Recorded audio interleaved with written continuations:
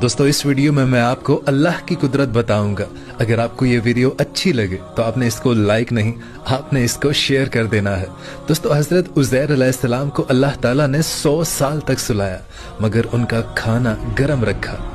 हजरत आदम अलैहिस्सलाम को अल्लाह ताला ने बगैर माँ बाप के पैदा किया।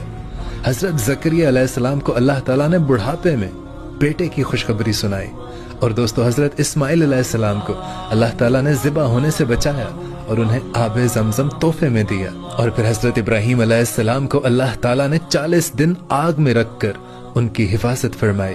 इसी तरह हजरत यूनुस अलैहिस्सलाम को मछली के पेट में अल्लाह ताला ने 40 दिन तक रखा मगर उनकी जान महफूज रही।